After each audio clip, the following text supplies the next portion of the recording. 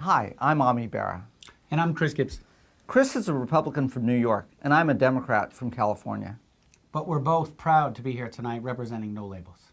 Tonight, President Obama called for a year of action. We agree.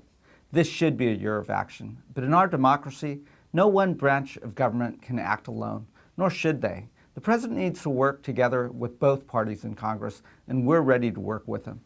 Our Constitution was designed to put the people in charge, separating powers among the respective branches of government, requiring them to forge consensus after listening to our constituents.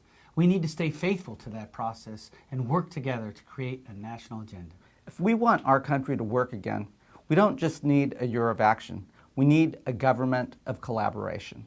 This is why No Labels is starting a 3-year campaign to create a national strategic agenda for America.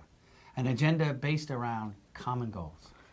Tonight, there were over 70 members of Congress wearing these orange pins in support of this campaign because they know it's time to change the way we do business in this town.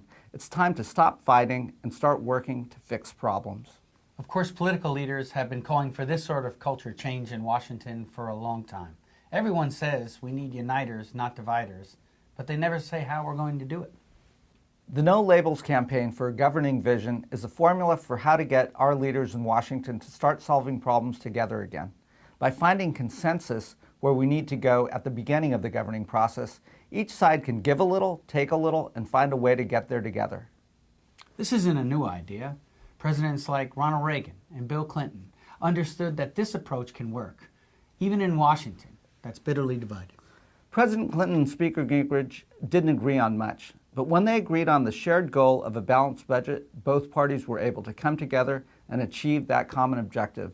When Ronald Reagan and Tip O'Neill agreed on a common goal of tax reform, the parties came together around the most sweeping tax reform in our history. These were proud moments for our country, and we need that same sense of purpose today. To make this new governing vision into a reality, the hard work of forging consensus must be done before the speech.